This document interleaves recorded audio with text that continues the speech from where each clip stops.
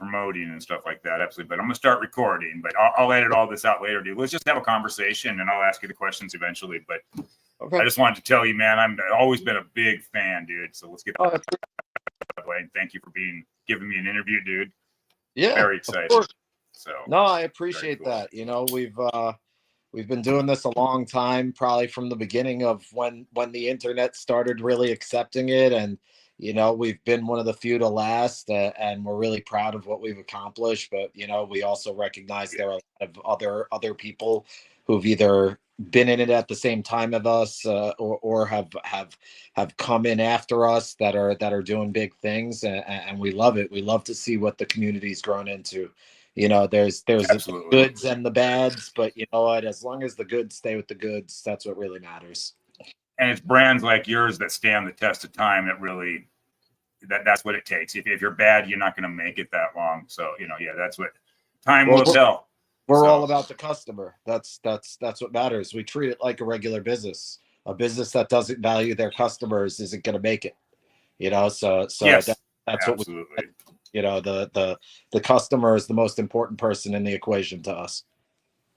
Good deal. Hell yeah, dude. And it's been working for you so far, so that's real good. So, I appreciate it. Thank you. Well, here, we'll just go over a question. I'm just going to do this real relaxed, dude. I'll remind you of the question and give an answer real quick. Yeah.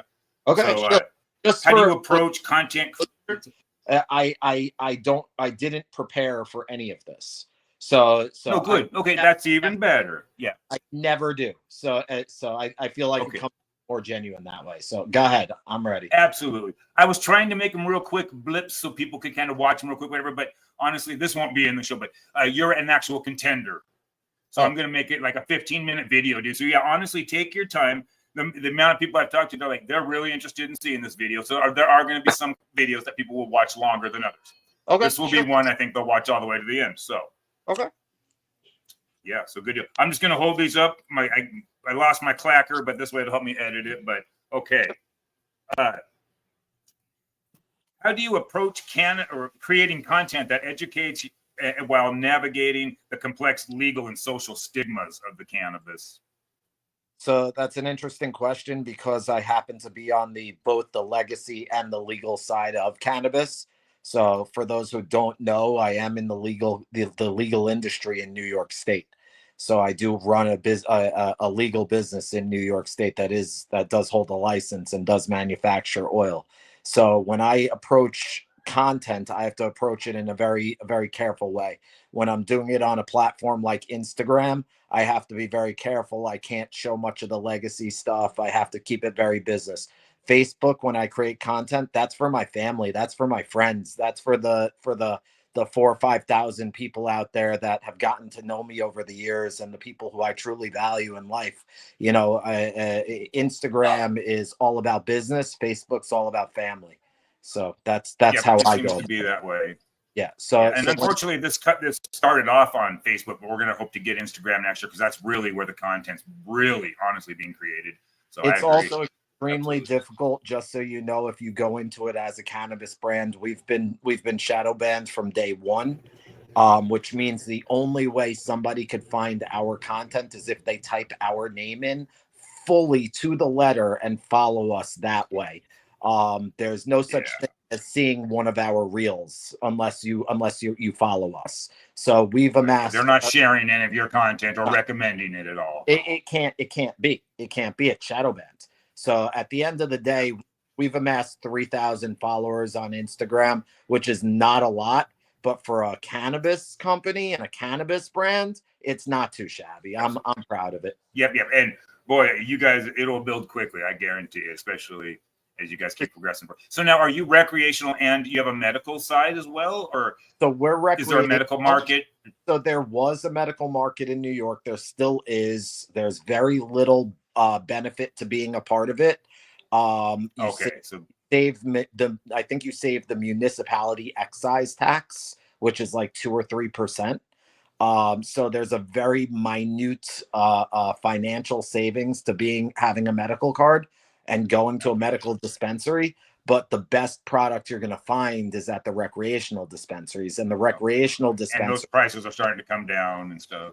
There's no, Or not in New York. You remember the okay, so how? Yeah, absolutely. So I'm from Washington State. I worked on the legalization campaign in Washington State, and boy, yeah, when we only had a few stores open, it was pricey. The longer Exactly. recreation's been out and more stores open up, but yeah. So Exactly. interesting. Okay. Exactly. And it's the same thing's going to happen here, but at the end of the day, you got to keep the cost of living, in your head also. So when you go to a state with a lower cost of living, you might be able to get a pack of cigarettes for $7. You might be able to buy a can of Coke for $1. Here, a can of Coke's going to cost you $2.25.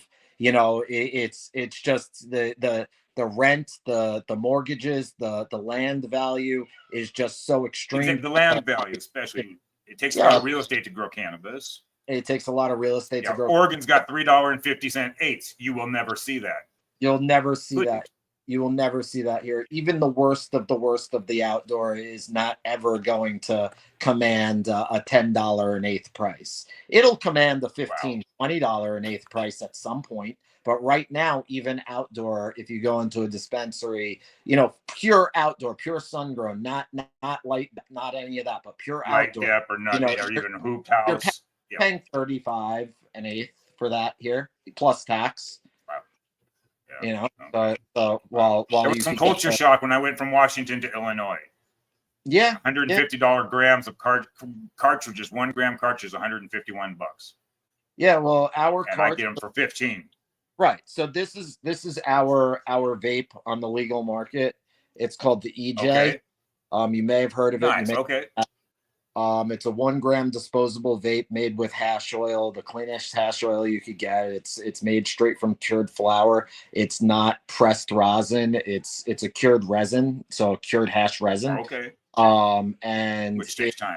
Yeah. Right, which takes a lot of time, very slow to make. It takes about 40 hours to make a liter of this product when you could make 10, 20 to 100 liters of distillate in 40 hours, depending on how big your unit is. The quality is just not there. Yeah. No, you're distillate versus hash. It's totally different. At the end of the day, this in New York State dispensary right now sells for $90 plus tax. That's $102 out the door. However, if you were going to come, that's even better. Right. But if you were going to come to the Brooklyn boys, like if you were going to go to one of my vendors, because I also do this on the legacy side, because, I have my own lab and all that. And, so I also do this on the legacy side. So if you're going to go to one of my vendors, you're going to pay 40, 45, so it's an extreme difference when you look at the legal market versus the legacy market. Even in a legal state. Because if somebody were to ask me for this on the street in New York, you're looking 40, 45, so it's just it's a fair market price, honestly. Yeah, it's everybody's got to make their piece of the pie. Yeah. Oh, absolutely. But good deal. Okay. Well, here, question number 2 real quick. What trends or innovations in the cannabis industry are you most excited about, and how do you plan on incorporating them into content that you create? What trends am I most excited about, and how do I plan on incorporating that? I'm really into the new all the new under canopy lighting.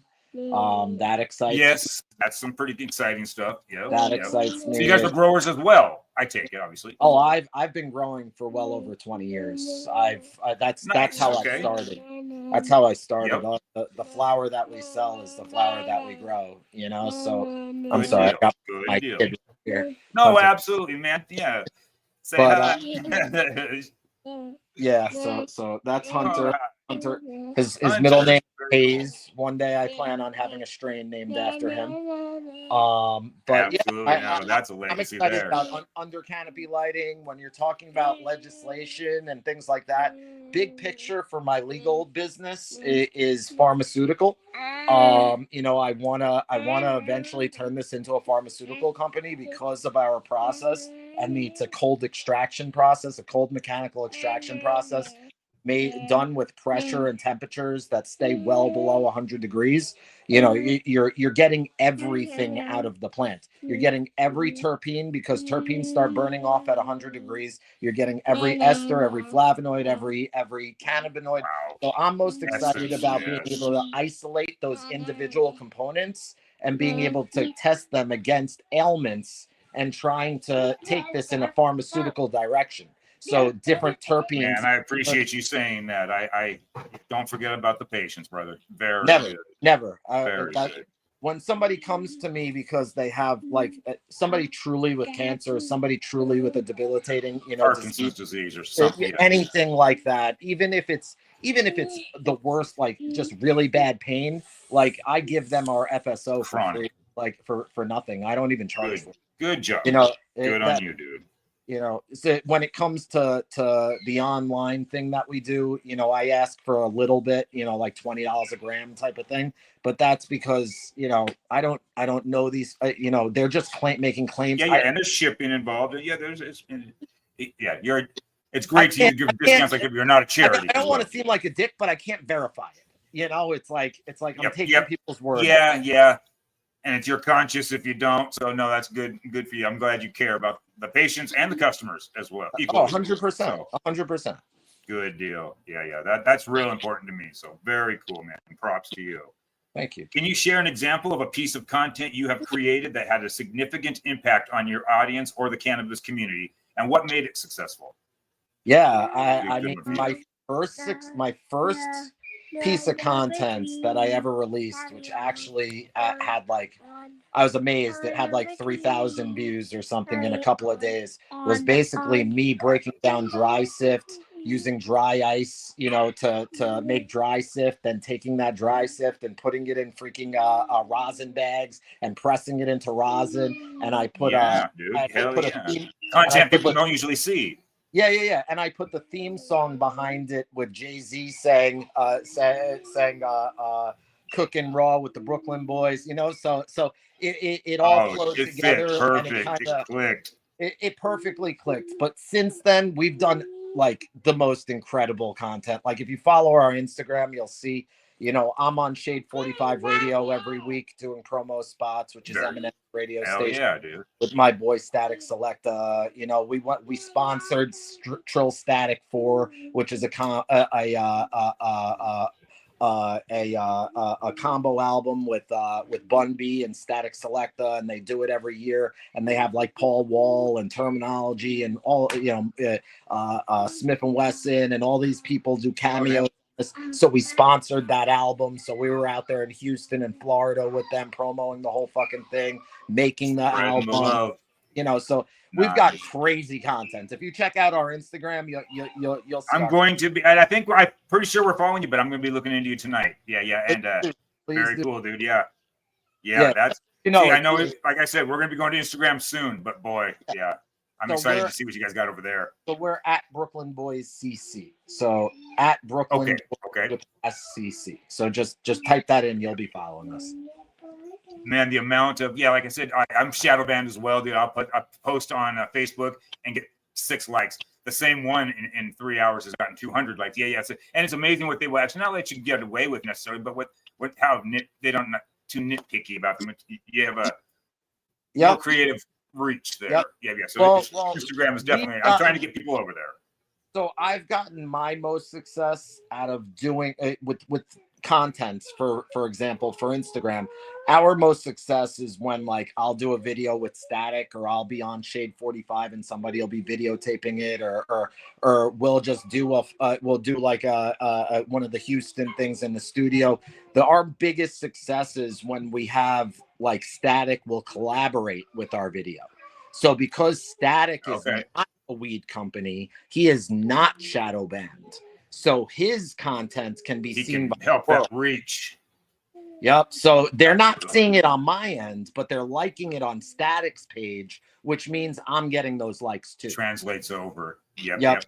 That's collaboration another way. That's you giving me ideas now, actually. So good deal. You got to bring in part. He's still in the community because I guarantee he smokes cannabis.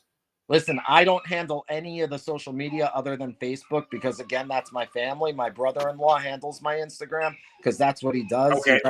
He does Cypress Hills. He does Public Enemies. He does a lot of people's social media. You want to give him a shout out for his work?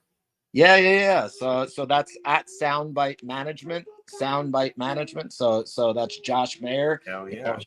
That's my brother-in-law. I love him to death. And he does a great job for us. He also represents. He also does Magic Garden Botanicals, which is the brand that makes the EJ. So that's the legal New York Okay. brand. So he does both. Hell yeah. Good deal. Good deal. Yeah, Yeah, it takes a team, dude. It's a lot of work involved, and you're obviously a father, and this is your full-time job, though, I take it. Yeah, so it has become my full-time job to run both brands.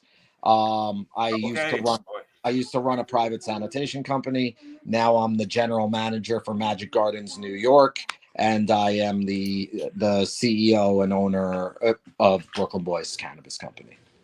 Very cool, man. Well, congratulations on your success, man. It takes a lot of work. You know all about it. So yeah, that's kind of where the whole content creation thing came from, man. People are doing so much work trying to help promote the brands, that they like or are working with, and all the cannabis cups. Everybody had award shows for that and stuff. But yeah, it's time for the creators as well. So it's very cool. cool. The creators, it's time for a lot of people. And I just want to say, I don't. You have any more questions or did you have one more question? Okay, ask the question. Then one more.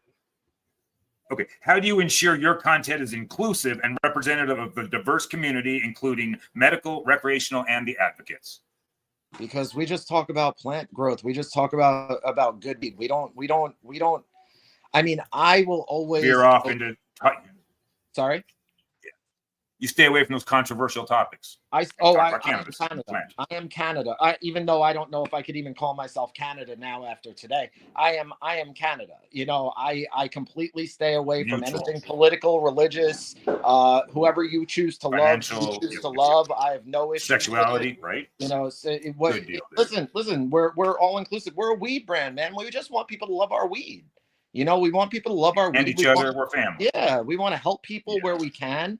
And we just want people to love our shit, whether it's on the legal market, the illegal market, on the gray market, whether it's in New York, they're out there buying it anyway. They might as well get a quality product. Yeah, we just want people to love our shit. It's that simple. We don't no prejudices. Yep. No, they do. So very cool. I thank you very much for being here, man. I don't know if you have to go. Yes, just in a second. I just want to say, for all the craziness that's going on in the in the community right now, and all the beefs and all the little pit pats and tit pats and the reportings, none of that shit is gonna get any of you guys anywhere. Come together, and there's a place for everybody. Stop trying to steal people. Stop trying to be conniving. Stop trying to report somebody because you don't like what they have to say. Everybody has their own opinions. Let everybody keep their opinions. If you don't like it, ignore it, and just and if you can't ignore it, message them personally and see if you guys can't figure out what really happened, or talk to people and say it's right. And stop bring your shit out there in the middle of Facebook, man. Like, if you got a problem, handle that shit between you and your family and your friends. Like, come on, bro. Like, I'm not speaking to anyone specific here. I'm just saying this is a community. Not physical, but it doesn't have to be. You don't have to share personally. There's some things you can keep between yourselves and it's figure a community to help each other grow. It's not a place.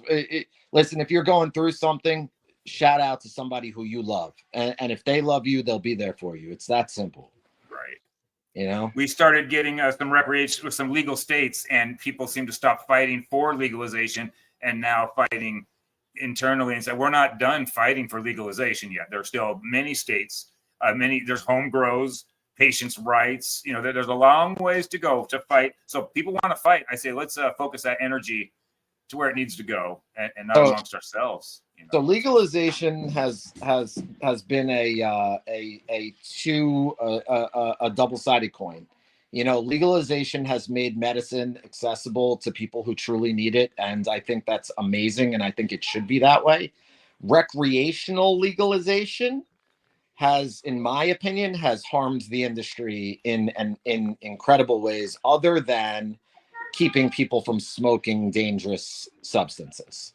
I think that it's nice to have an alternative even to alcohol. Yeah. Right. I think it's important for people to be able to get clean products and be able to have tested product. But I also think there needs to be a line drawn where the farmer no longer has to sell 1 million units just to be able to survive. So it's yes, I completely agree, dude. These are first models that these states are coming out with, but I know Washington State's looking for like you go to a wine vineyard, they have tasting rooms. Mm-hmm. Why can't they come out to the Brooklyn Boys tasting room and sample your products and purchase right from you from the farmers market? Right? And recreational lounges. There's still a long ways to go, but we've got our foot in the door, but we've got our not over yet. Door. I'm just nervous, like everybody else in the legal market, is that we're gonna bottom out to a point where it's no longer profitable to be in the legal industry, and the only people left who are in the legal industry are MSOs and massive pharmaceutical companies who could afford to manufacture products and operate on a penny's margin. Absolutely. People like myself, there needs to be a relatively large profit margin in order for us to even operate. It's just the fact of the game. Is it overregulated? Is it overregulated in New York? It sure is. Packaging is overregulated like you wouldn't believe. We're only allowed 60% color saturation, so that means we could only have 60% of any one color on our packaging. So we decided to make our packaging 90% black. You know why? Because black's the color. Black's the absence of color. Yep. So we have 90% saturation of black and foil. That's all we did. So that's how our packaging. On you, dude. Yeah. Fuck them. Yep. Get them. That's good for you. Yeah. Here in Illinois, you're not even in the same room when you go to the legal store. It's in another room that they feed it through the wall, through an open little door and stuff. Yeah. And you can't, it's incredible. Yeah. I don't know what they think is going to happen, but I'm hoping these states relax a little bit. It's the similar here in New York. Like you get to see the product. Like they have bud bars where you could like smell but it's attached to like a string that you can't rip off type of thing. But you could like smell security guards and everything. Yeah. But when you go and you pay, you then take your receipt to a window, and that window then gives you your okay. Yeah. So it's similar to a vault or something. Yeah. Yeah, exactly. They go to their inventory room, which is safety protocol, and I totally get why they do it that way. Yeah, they're hitting recreational places left and right in Washington still. They'll hit 3 or 4 a night. Ooh, really? It's getting bad. Yeah, they just run their cars right into the front door. They back up a car right into the front door, and then it's a smash and grab. Oh yeah. So the DEA I think we've had somebody get shot during the medical days. I'll send you a clip. You got to see this. Is kind of funny. Somebody actually broke down. You come into a medical dispensary, you show them your card, you wait in the waiting room, then they call you back. This guy cut down the door between the waiting room and the you're saying they're jacking them. They're jacking them. Yeah. Oh, they're robbing them. Oh, yes. Robbing them, gunpoint. They've taken hostages during open hours. They've done it's very bad. Yeah. So they just killed. Here in Illinois, you got almost a police officer in the room, which is all right. I guess if it's going to stop that shit. Yeah. I mean, they just killed 3 people in Michigan over an a legacy growth where they wanted the product. It's like over weed, man. Like we're killing each other over this.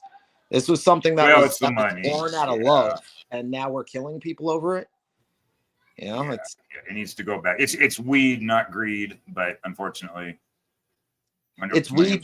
It's weed, not greed. But you always got to remember it's a business also. But at the end of the day, there should be a community of people who care about each other running this business. And at the end of the day, looking out for each other. Yeah, and at the end of the day, unfortunately, the people who are making the laws, the people who are in charge of things, who are doing the legislation, the governors and all that, most of those people haven't even smoked weed. So it's like. Yeah, it's tough. It's tough. That's why it's going to take a few generations. I hate to say it, for them to pass on and get some younger blood into these positions too. We need the independents to succeed. If the independents succeed, those are the people who are looking out for each other. It's the MSOs who are destroying this industry. So if the independents like myself and like M-Fused and a couple other brands, even to Cal, which is in multiple states, they're an independent. Like even if brands like that succeed, like that's what we need. We need the MSOs to back up, and we need to have independence with high quality product, not all tasting like cardboard, with real knowledge behind them, not just hiring one guy and expecting him to advise you on the entire operation and just working off the bottom. My brother had to grow, so yeah. That's what we need running this industry if we want to be successful. If we can't do that, there's no way we're ever going to be successful, because at the end of the day, it's all going to be about the tax dollar and the bottom line. Yeah, and pharmaceutical will take over if they ever get the chance. And and they need to start showing statistics on. Yep. Let me be clear about when I say that I want to turn this into a pharmaceutical company. I do want to turn this into a pharmaceutical company. However, I want to do it in a way that is not price gouging. It benefits people, and it benefits the ailments that we have no cures for today. When I decide to try to get funding from some college research facility one day, whenever that happens to be, when they deschedule it to be equal to Oxycontin and not heroin, that when they decide to do that, and I could actually get a study done, I really want to focus on diseases that have no cures, or really, there's chronic pain and things that is truly going to be beneficial to the world. And whatever we do, we use this as an Oxycontin replacement. Yeah, but they're not interested in. Yeah. I'm not interested in creating another addictive drug. I'm interested in creating something that doesn't necessarily get people high. It just helps. I don't want to price gouge. I want to be involved in the pharmaceutical industry because honestly, I'm not going to dick around about it. That's where millions turn into billions, so it's like, it's like, yes, I'm in that for some money, but at the same time, a whole lot of good could come out of it. That's just it. If the benefit equals the reward, it's right. benefiting them just as much as you. So, right. Exactly. Yeah. This is not for selfish reasons. It's for benefits. And I know you. I think I know you well enough that you'll be donating plenty of money. Please. And research that. So yeah, hit this guy up in a few years. I'm just kidding, Ronnie. But no, man. I congratulations on all your success.